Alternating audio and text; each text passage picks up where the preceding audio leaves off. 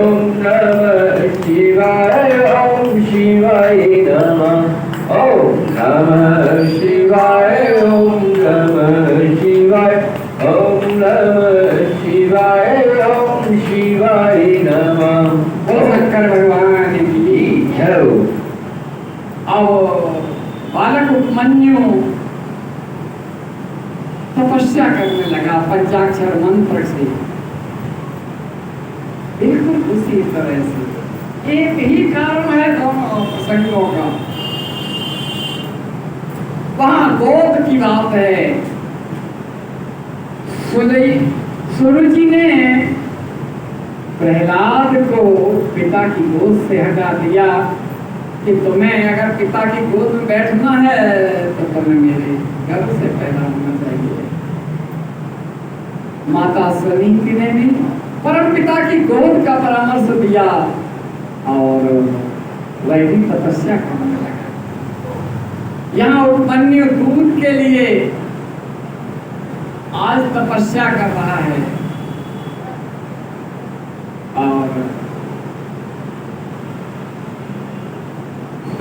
पूर्ण पंचाक्षर मंत्र का जाप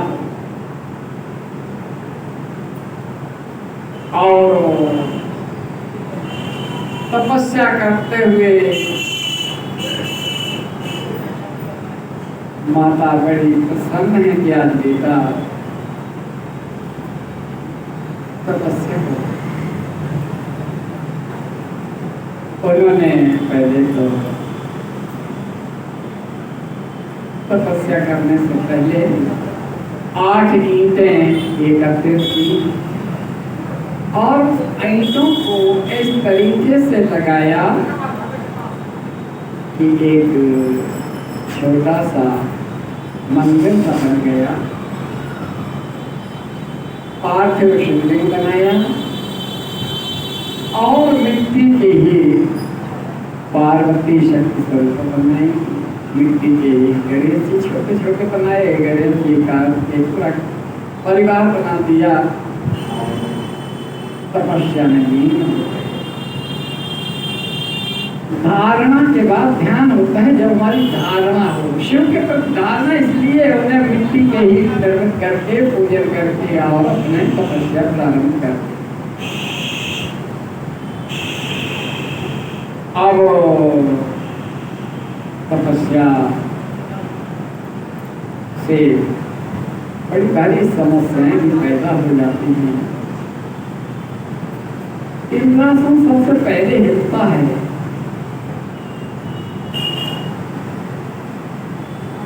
और यहाँ इंद्रासन हिला नहीं है, बल्कि भगवान भोलेनाथ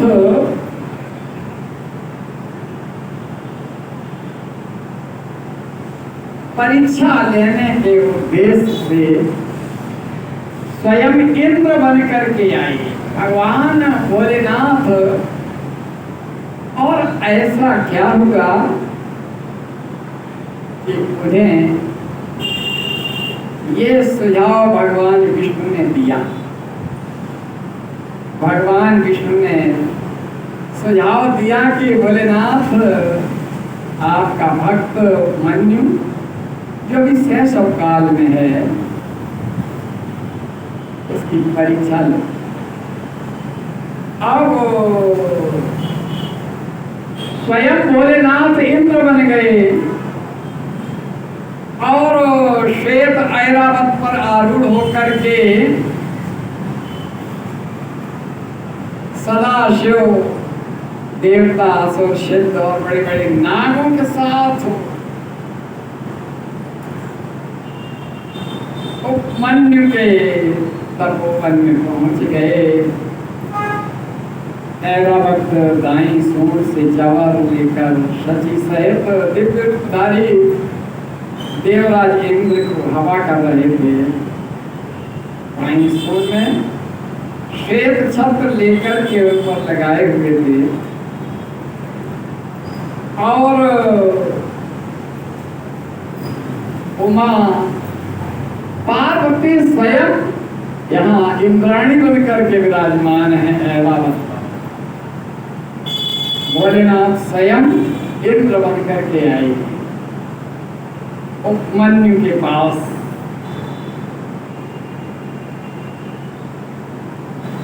इस तरह इंद्र के स्वरूप का आश्रय लेकर के भगवान सदाशिव भोलेनाथ उपमन्यु के उस आश्रम में पहुंचे भक्त पर अनुग्रह करने के लिए।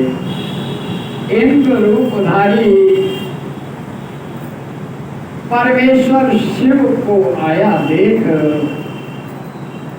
उपमन्यु ने मस्तक झुका करके प्रणाम किया और कहा, हे देवेश्वर जगन्नाथ भगवान देव शिरोमणि, आप स्वयं पधारे। ये मेरा स्थान पवित्र हो गया। इंद्र रूपधारी भगवान भोलेनाथ बोले, उत्तम व्रत का पालन करने वाले महर्षि धौम्य के बड़े भाई महामुनि उपमन्यु, मैं तुम्हारी तपस्या से बहुत संतुष्ट हूँ, तुम वर मांगो। उन इंद्र देव के ऐसा कहने पर मुनिवर उपमन्यु ने हाथ जोड़ के कहा, भगवान मैं भगवान शिव की भक्ति मांगता हूँ, मैं भगवान शिव की भक्ति मांगता हूँ। ये सुनकर के इंद्र ने कहा, क्या तुम मुझे नहीं जानते? मैं समस्त देवताओं का पालक, तीनों लोकों का अधिपति, देवताओं का राजा देवराज इंद्र हूँ। सब देवता मुझे प्रणाम करते हैं। हे ब्रह्मर्षि, मेरे भक्त हो जाओ।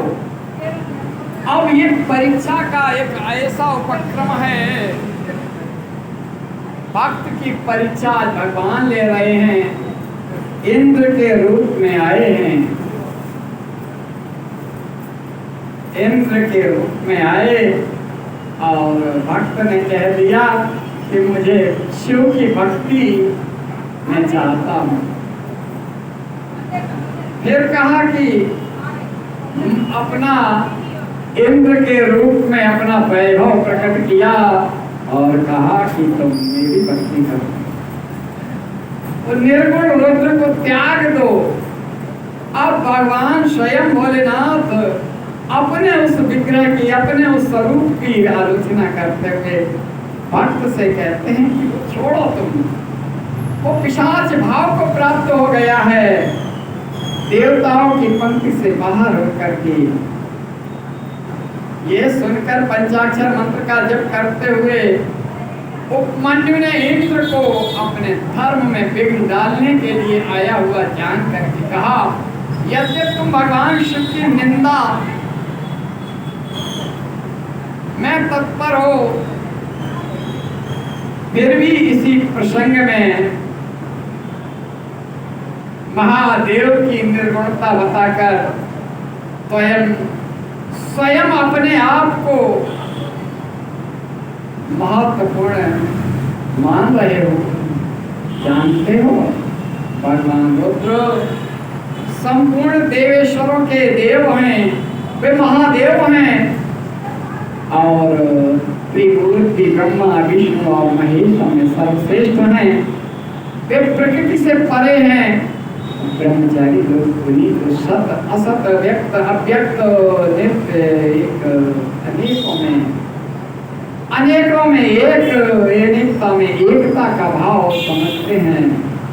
अतः मैं उन्हीं से वर मांगूंगा जो युक्ति वाद से परे है, जो सांख्य शास्त्र और योग शास्त्र के सारभूत अर्थ ज्ञान प्रदान करने वाले महायोगी हैं, तत्व ज्ञानी हैं, उत्कृष्ट ज्ञान का भंडार हैं। ऐसे भोलेनाथ की उपासना करता और शिव ही मेरे आराध्य हैं, मैं उन्हीं से वर मांगूंगा। हे देवाधम, दूध के लिए जो मेरी इच्छा है वह यही नहीं है, परंतु शिवास्त्र के द्वारा, त्रिशूल के द्वारा तुम्हारा वध करके मैं अपने शरीर को भी त्याग दूंगा। उपमन्यु ने स्पष्ट किया कि हे देवराज, मैं तुम्हें भगवान शिव के त्रिशूल से मार करके मैं स्वयं मर जाऊंगा। ऐसा कहकर के स्वयं मर जाने का निश्चय करके उपमन्यु अपनी उस दूध की कामना को छोड़ करके इंद्र का वध करने के लिए उद्यत हो गए। उस समय अघोर अस्त्र से अवमंत्रित घोर भस्म को लेकर के मुनि ने इंद्र के उद्देश्य से छोड़ दिया और बड़े जोर से शंखनाद किया। फिर शंभु के युगल चरण बिंदों का चिंतन किया और पंचाक्षर ओम नमः शिवाय का उच्चारण करते हुए जैसे ही देह को दग्ध करने के लिए उद्यत हो गए, आत्मदाह करने के लिए उद्यत हो गए। ब्राह्मण बालक उपमन्यु इस प्रकार हुए। तब भग देवता के नेत्र से नेत्र का नाश करने वाले भगवान शिव ने योगी उपमन्यु की धारणा को अपनी सौम्य दृष्टि से रोक दिया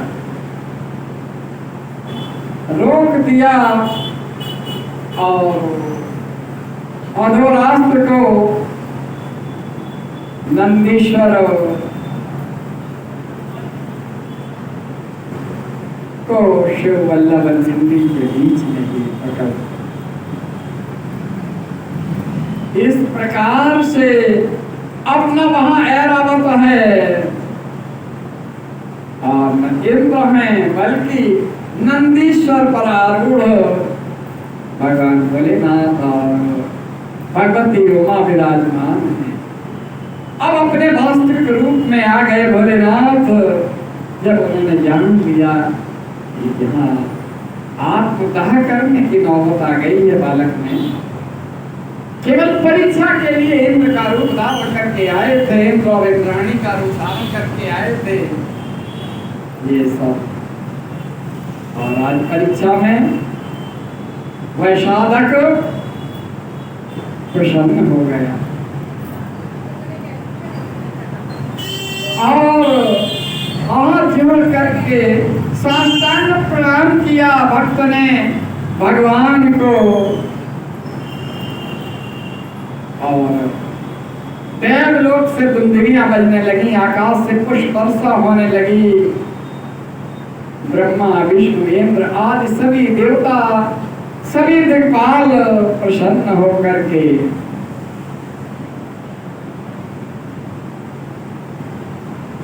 आनंदित हो रहे हैं। उस समय उपमन्यु आनंद सागर की लहरों में घिरे हुए थे, इतने प्रसन्न आज प्रभु के दर्शन हो गए। माता जी ने जो परामर्श दिया था कि भगवान भोलेनाथ और भगवती उमा तो अन्नपूर्णा है, वही आपके दूध का इंतजाम करेंगे। और मुस्कुराते हुए भगवान शिव ने अपने पास बुलाया, मस्तक चूमा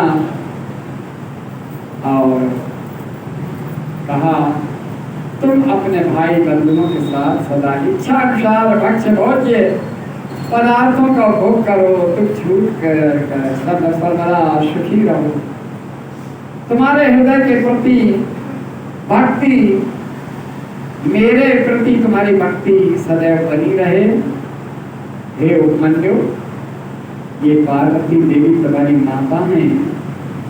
आज मैंने तुम्हें अपना पुत्र कहा है और तुम्हारे लिए समूचा दूध का सागर था क्षीर सागर प्रदान करता हूँ,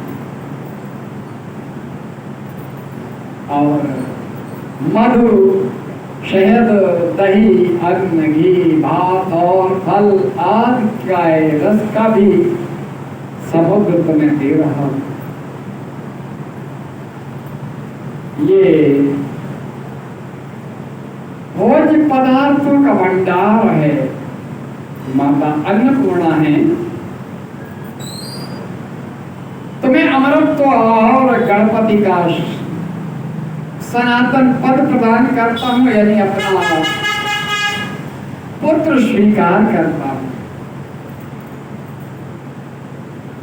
ऐसा कहकर के महादेव जी ने दोनों हाथों से पकड़कर उपमन्यु को अपने हृदय से लगा लिया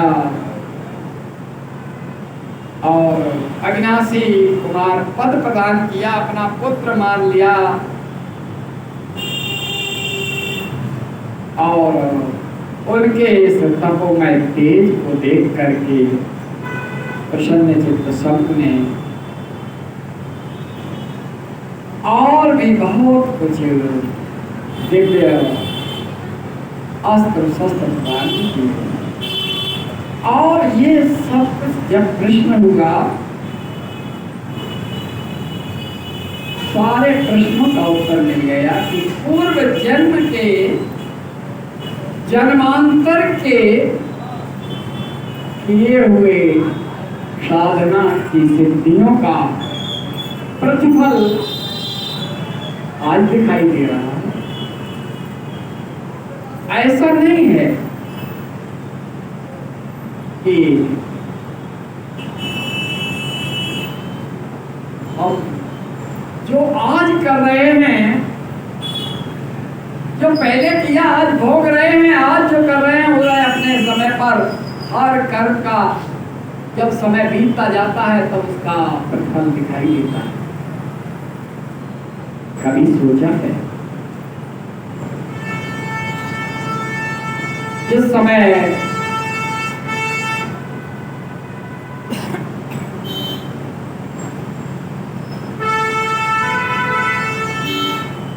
राजा दशरथ पुत्र वियोग में उसके 4 वो भी बढ़ाते में मिले और अब स्मरण आता है कि जो हमने किया आज हम वही भोग रहे हैं।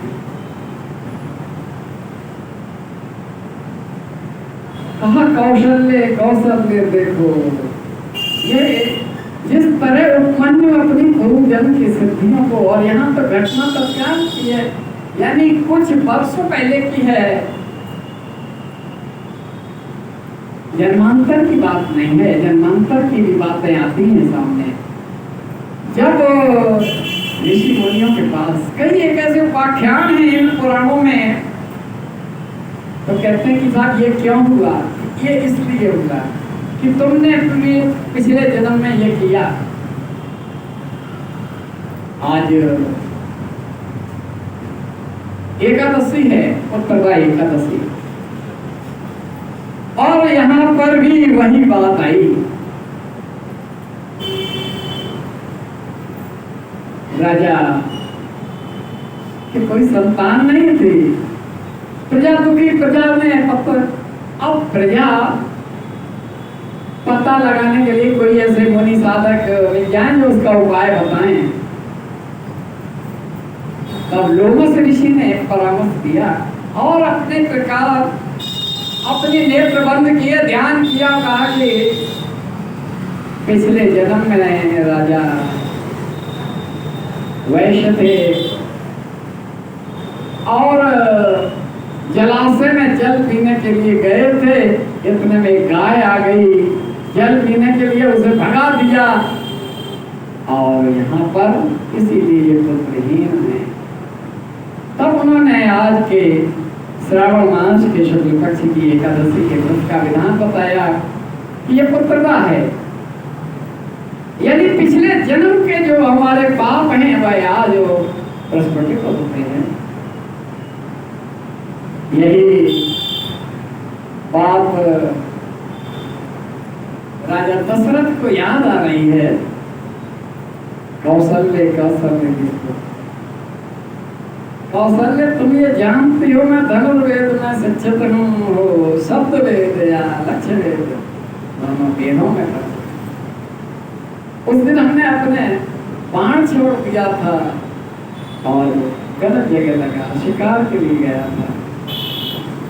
यह कहकर घायल के समीप बैठा मैं घाव संभालने को, जिन हाथों से छोड़ा था बाण उससे ही उसे निकालने को।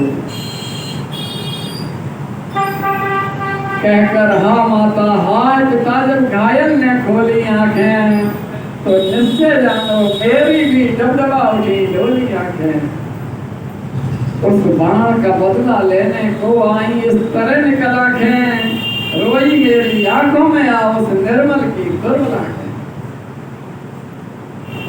श्रवण कुमार के पद का जब स्मरण आया और जब हमने माता पिता के जल पिलाने का आदेश हुआ तो क्या तो आवाज से पहचान लिया कि तुम श्रवण नहीं हो। तो कहा हाँ मैं श्रवण नहीं हूँ, दशरथ हूँ, मेरा ही बाण प्यारा है, पढ़कर शिकार के धोखे में मैंने ही उसको मारा। ये जो कहा तो उन्होंने कहा कि आज मैं पुत्र विहीन और तुम भी पुत्र के वियोग में मरोगे, साफ दे दिया। आज याद आ रहा है कि आज हमारा अंतिम समय उस साप से मुझे सापित थे वही थे। और फिर जब उसके पास गए तो उन्होंने कहा कि अब ये जिस निपुणी विधवा जिसका पति भी अब चला गया, पुत्र भी चला गया, वह तुम्हें साफ देती है कि तुम्हारी लाश जो है वो पड़ी रहेगी, जैसे हमारी लाश पड़ी हुई है, पुत्र हमारी अंत्येष्टि के लिए पहले ही चला गया। ये सारी जो चीजें हैं वो आज याद आ रही हैं। तो राम राम कह राम कह राम राम कह राम राम गए सुधाम, यानी मरने से कुछ समय पहले ही उसे स्मरण आया। आज मनु का ये जो प्रसंग है वो पूर्व जन्म की सिद्धियों का फल है, इसलिए हम ये सब घटनाएं बता रहे हैं। कभी सोचा है कि जानकी को, सीता जी को वनवास हुआ और प्रजा के में एक जो रजक है, धोबी है, और वो अपनी पत्नी से कहता कि मैं राम नहीं हूं। जो दूसरे के घर में जाने के बाद भी स्वीकार कर रहे हैं। और इतनी सी बात, ये कौन है?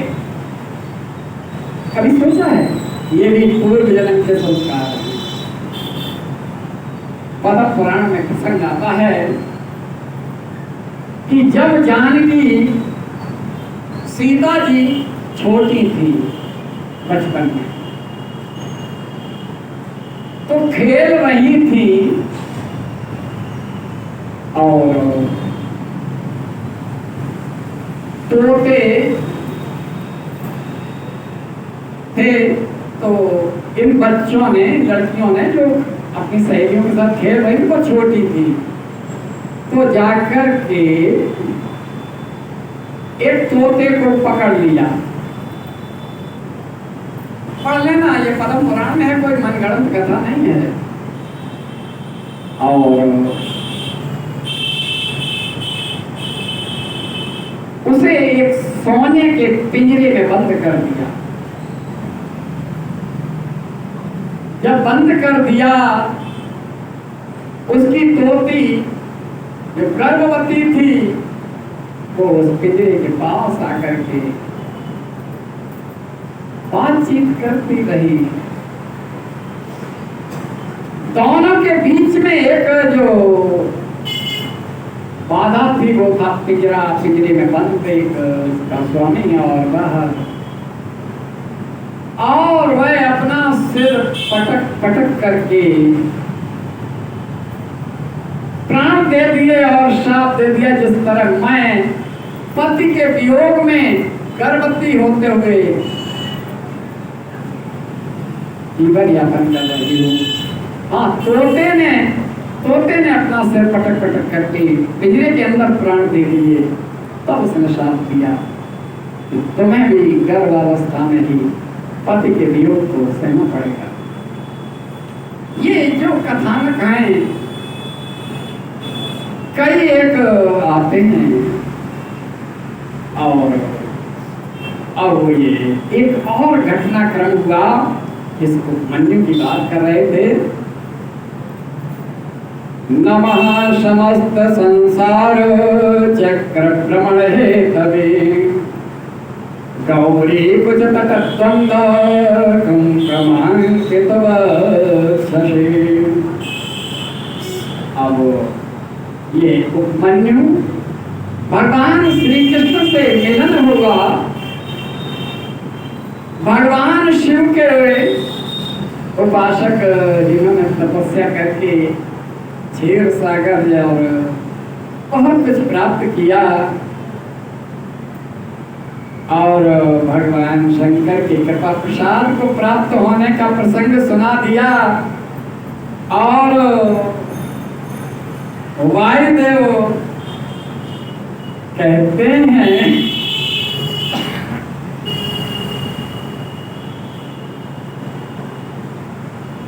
कि उपमन्यु का आगे का चरित्र भगवान श्री कृष्ण से जुड़ा हुआ है। पहले कहा था ना, धौम्य ऋषि के बड़े भाई हैं उपमन्यु, और आखिर ऐसा क्या हुआ कि भगवान श्री कृष्ण से मिलन हुआ। वायुदेव कहते हैं कि जब परिपूर्णतम अवतार हुआ भगवान श्री कृष्ण के रूप में, और वे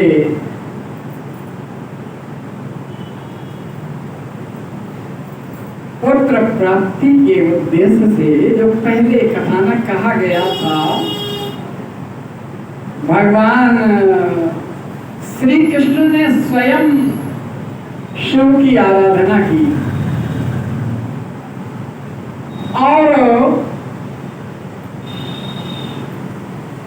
तब भगवान भोलेनाथ ने प्रसन्न होकर के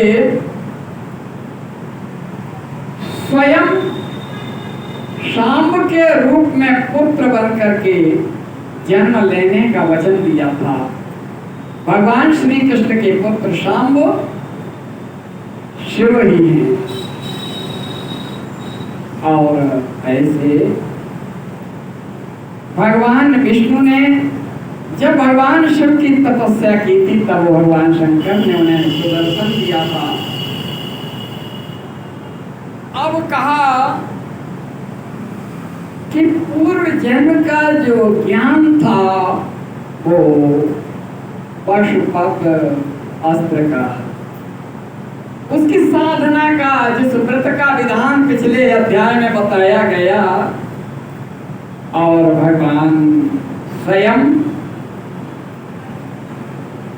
पशुपति हैं, और पशुपति के रूप में वह दिव्य पाशुपत व्रत का प्रभाव ये था कि भगवान श्री कृष्ण से पूरा उन्होंने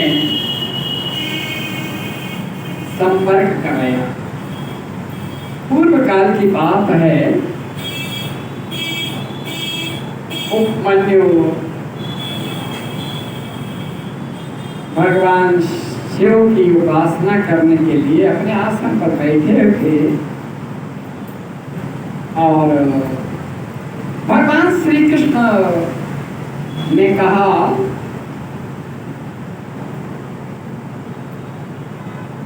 कि महादेव जी और देवी पार्वती को जिस दिव्य पाशुपत ज्ञान और अपने अपनी संपूर्ण विभूतियों का उपदेश दिया था, मैं वही सुनना चाहता हूँ।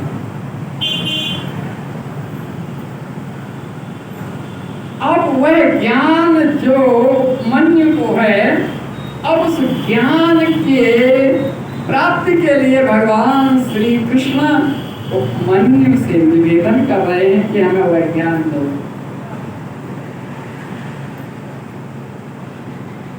उपमन्यु बोले, देवकी नंदन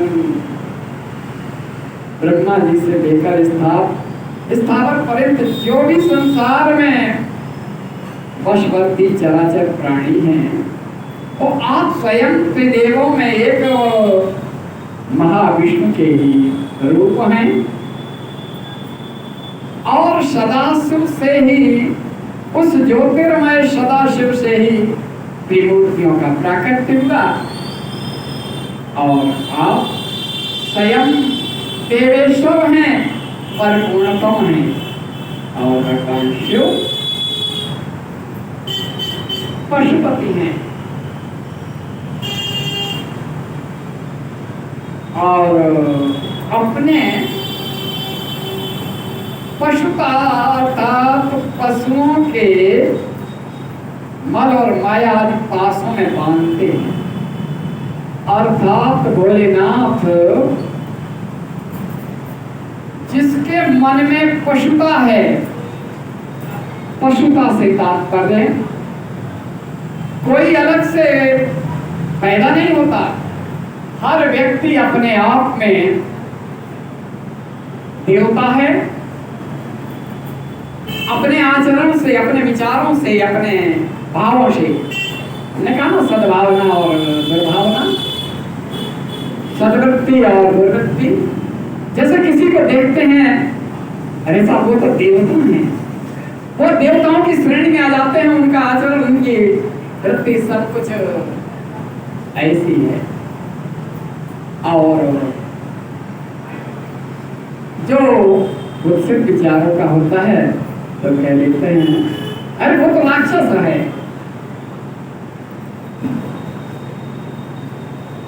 और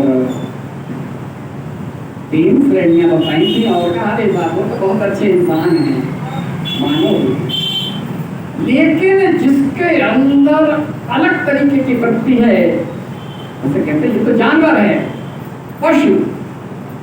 यानी मन के अंदर की जो पशुत्व है उस पशु को बंधन में डाल करके भगवान भोलेनाथ उसे अपनी माया से जकड़ लेते हैं और जब जकड़ लेते हैं तो पशुवत हो जाते हैं, पशुपति हो जाते हैं और उस पशुता को नष्ट कर देते हैं।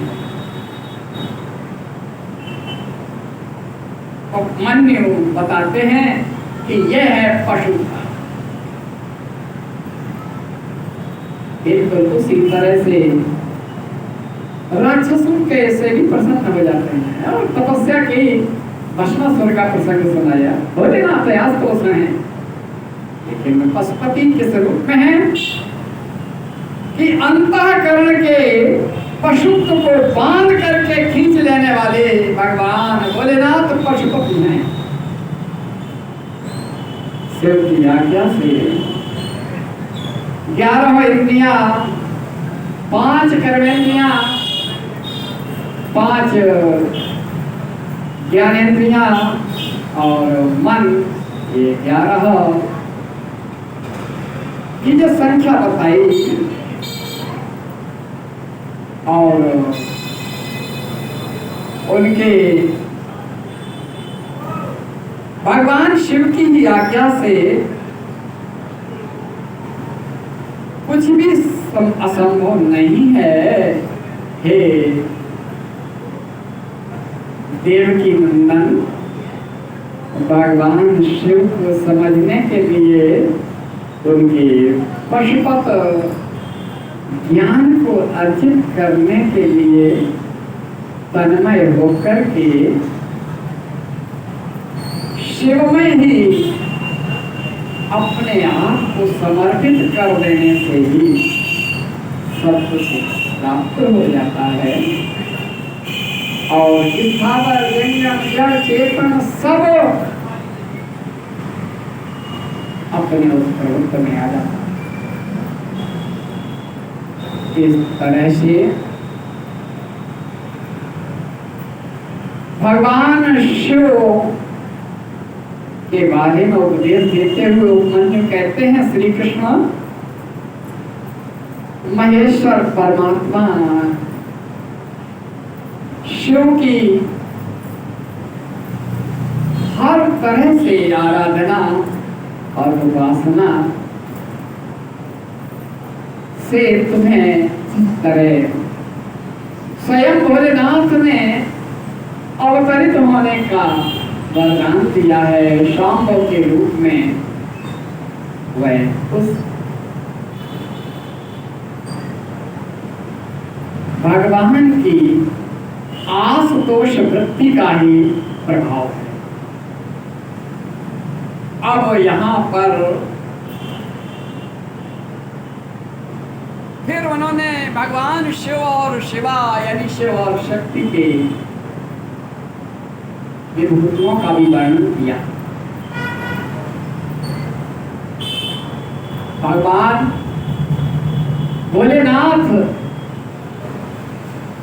इनके उपासक हैं या ये उनके उपासक हैं, इसमें कोई भेद नहीं। कई बार हमने बताया भगवान राम की भक्ति, भगवान कृष्ण की भक्ति में भोलेनाथ बड़े तन्मय हो जाते हैं। आज भगवान शिव की आराधना का यह प्रसंग भगवान विष्णु का और शांब की प्राप्ति और उपमन्यु द्वारा उन्हें वह ज्ञान दिया गया। लेकिन जब जन्म होता है, चाहे अयोध्या में कौशल्या के यहाँ प्रकट होकर के भगवान राम के रूप में हो, या गोकुल में नंदोत्सव में हो, भगवान भोलेनाथ दर्शन करने के लिए भी आते हैं।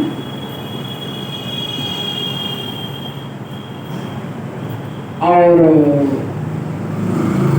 महारास में भगवान तो भोलेनाथ गोपी बन करके पहुंच गए। महारास में बड़ा अच्छा प्रसंग आता है और वहाँ क्षेत्रपाल के रूप में, अगर आज की भाषा में कहें तो क्षेत्राधिकारी यानी सीओ भगवान भूतेश्वर हैं, जो पूरी तरह से वहां विराजमान हैं। सबको मालूम है जन्मभूमि से लगे हुए भगवान भूतेश्वर हैं, और केवल एक मात्र भूतेश्वर ही नहीं है, और ये भूतेश्वर मुख्य हैं, क्योंकि हमारा पुराण कहता है जिसमें अलग अलग ज्योतिर्लिंगों का कथानक सुनाया गया। तो केदार में हिमवत पृष्ठे, हिमालय पर जो केदारनाथ हैं ज्योतिर्लिंग, और वह ज्योतिर्लिंग नर और नारायण की उपासना से, जब शिवलिंग की उपासना की थी ना, तब वहां भगवान भोलेनाथ ने अपना तेज प्रवाहित किया था, वहां समाहित किया था, तो वो ज्योतिर्लिंग केदार हुए थे। और केदार का ही उपलिंग है भूतेश्वर।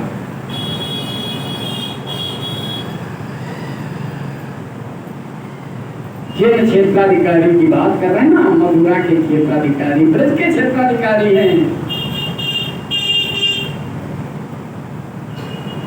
भूतेश्वर। और जो ब्रज की यात्रा, ब्रज का ये सीमांत क्षेत्र है, तो भूतेश्वर के दर्शन बहुत जरूरी हो जाते हैं।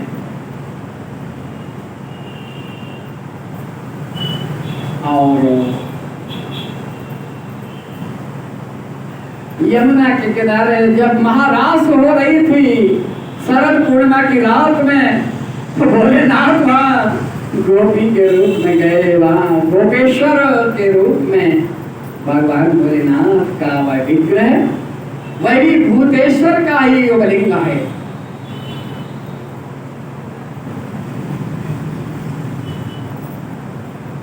और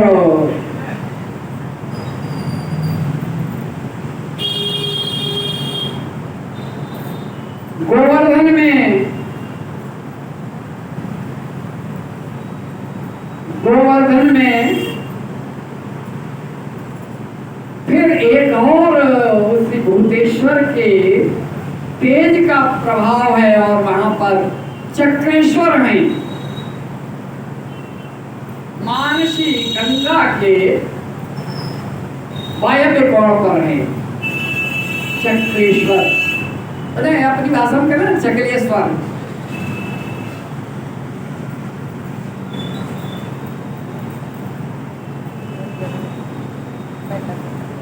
और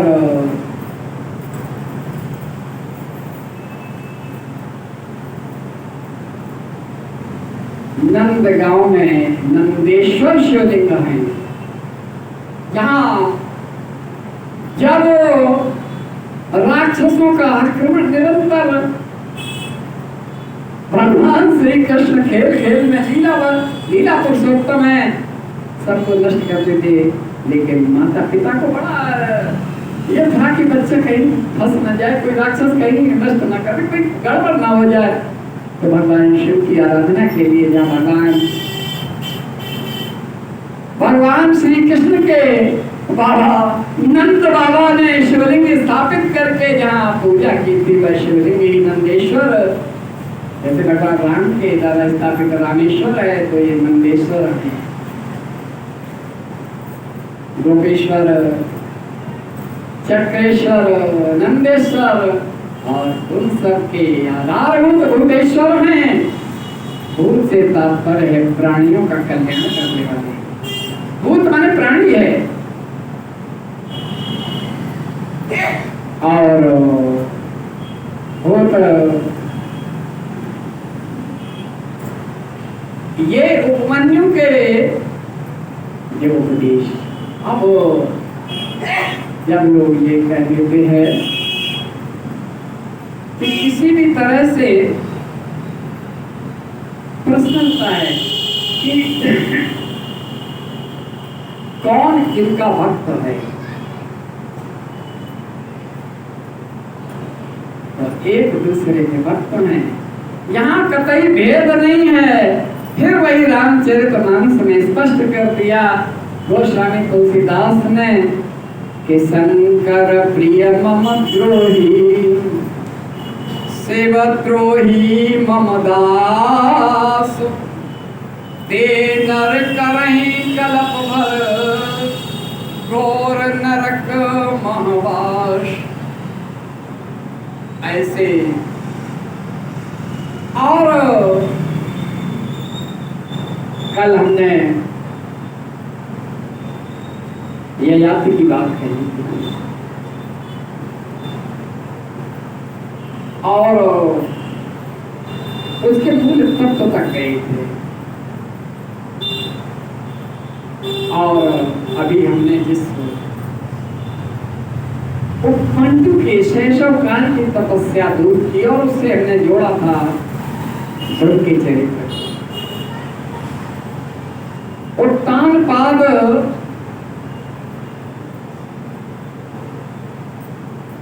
के दो पत्नियां हैं, एक है सुनीति और एक है सुनीति। बताया उत्तानपाद कोई और नहीं है, जीवात्मा ही उत्तानपाद है। हम और आप सभी उत्तानपाद हैं। और दो तत्व हैं, एक होता है नैतिक मूल्य, उसे हम नीति कह देते, नए शब्द है।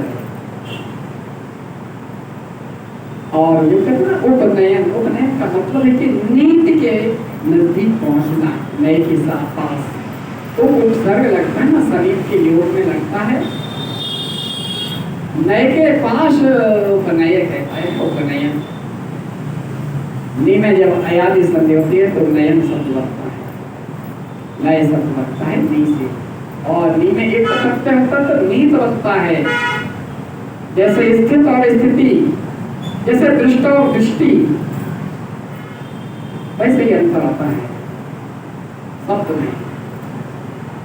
तो सुनीति का मतलब है कि नीतिगत जो नैतिक मूल्य हैं, जीवात्मा जो नैतिक मूल्यों का पालन करता है वही देवत्व पे गिना जाता है,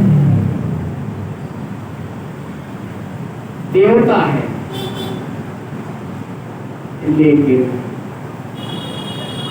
जो इंद्रियों की वासना रूपी अभिरुचि के बस में हो जाता है, ये प्रत्येक जीवात्मा की नियति है।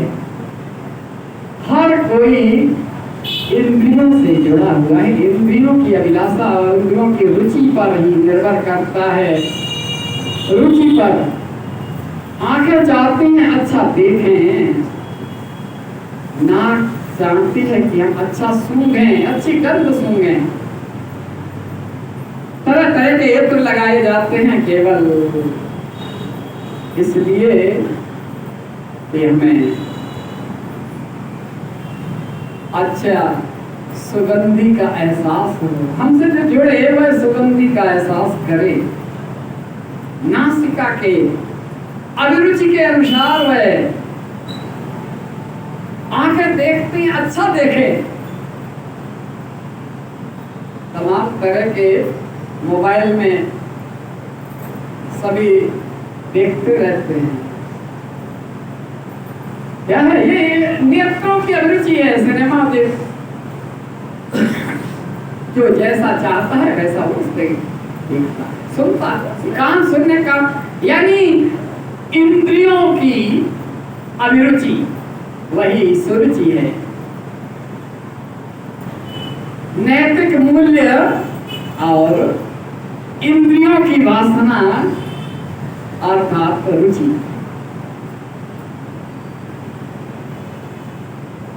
श्रीमद् भागवत में 5 इंद्रियों के वशीभूत बताए गए। हमने कई बार 3-4 बार हमको सेवक का भौरा बंद हो गया और कहा रात्रि गमिष्यति भविष्यति सुप्रभातम् वासानुदेशसि हसेस्यति पंकजाली इत्थं विचिन्तयति कोशगते दुरेफे हा हन्त हन्त नलिनी गजोज्जहार।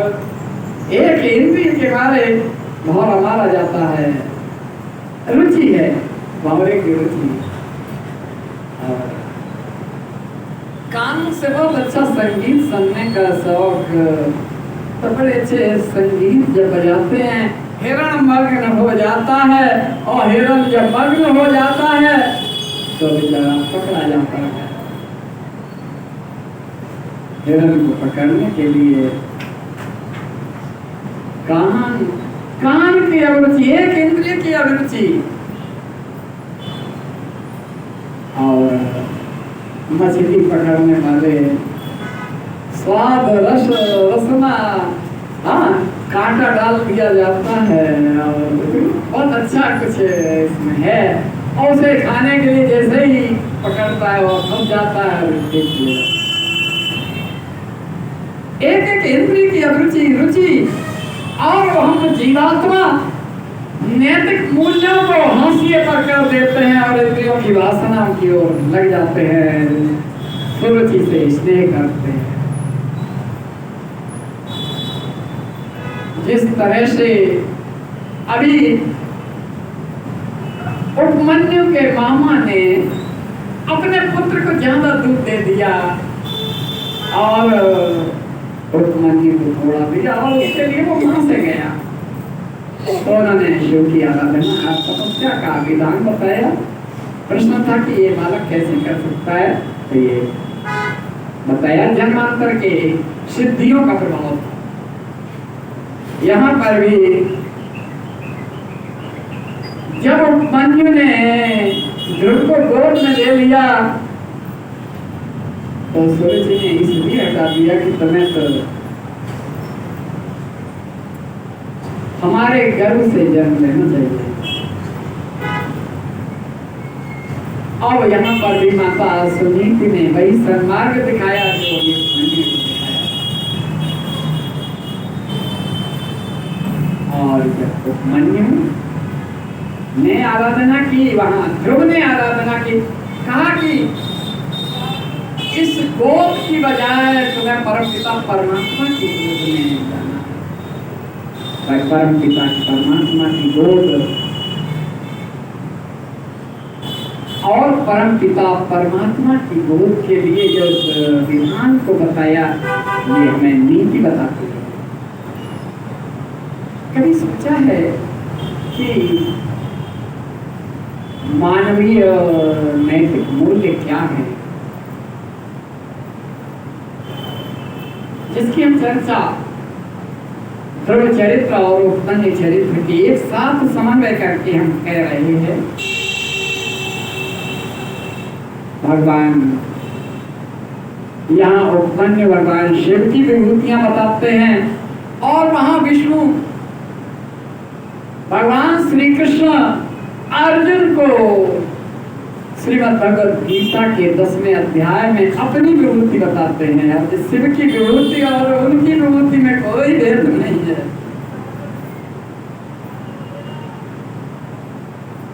और जब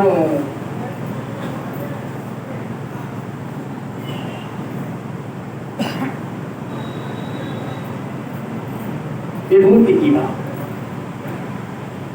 भगवान भोलेनाथ वही हैं जो भगवान विष्णु हैं।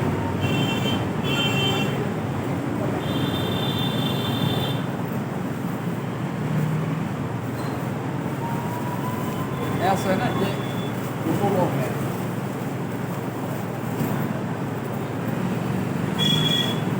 हो जाओ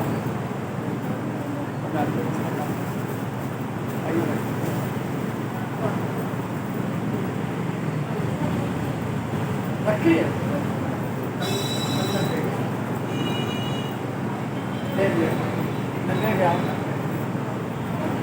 वहाँ देखो सीढ़ियाँ पास रखो है।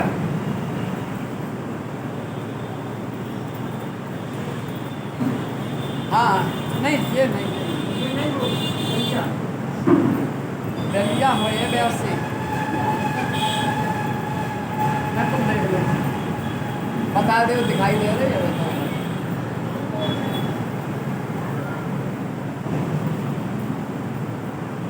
बोल शंकर भगवान की। यतो वाचो निवर्तन्ते मनसा चेन्द्रियैषः अप्राकृता पराजयवा विभूति परमेश्वरी सैवेह परमं धाम सैवेह परमागति सैवेह परमाकाष्ठा विभूति परमेष्ठिनः। भगवान शिव की विभूति। और हम ध्रुव के चरित्र से नैतिक मूल्यों की और मानवीय गुणों की बात कर रहे हैं। तो क्या है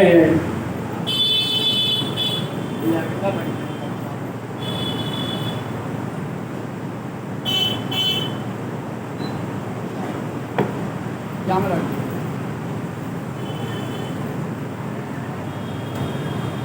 अभी हम पुनः गर्ग संहिता के एक प्रसंग पर आते हैं, जहाँ नैतिक मूल्यों का,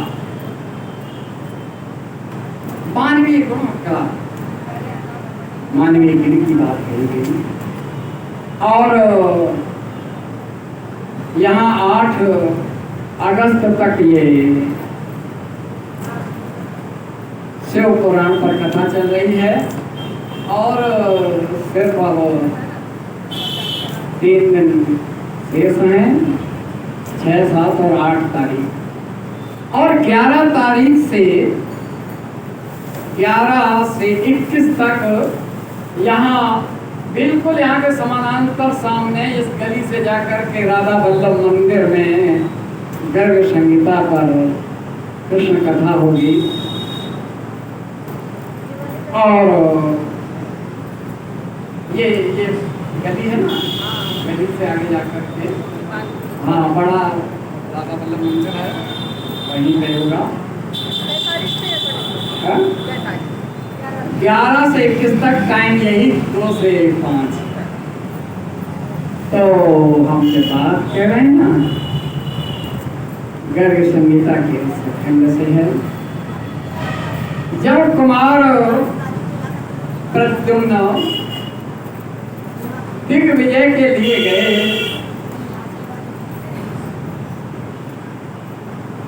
तो एक स्थान है रम्यक वर्ष। रम्यक वर्ष, रम्यक का मतलब है कि जहाँ रमण किया जाए। ऐसे गुण हैं जहाँ रम जाए। रमनते योगिना यस्मिन् स रामः, राम है जहाँ रमण करते हैं। लेकिन रमण वहाँ किया जाता है जहाँ किसी प्रकार का छल छल्म नहीं होता है। भगवान भी कहते हैं मोह कपट छल छिद्र न भावा, निर्मल मन साफ है, उज्ज्वलता है जहाँ, वही रम्यक वर्ष है। लेकिन बड़े ध्यान से समझें कि वो रम्यक वर्ष में किसका साम्राज्य है मालूम? कलंक का। कलंक कौन है? वह जो राम काज में बाधक था, हनुमान जी को बाधा में डालने का प्रयास कर रहा था, काल नेमी। हमने कई बार बताया ना कि 3 प्रकार के संत होते हैं।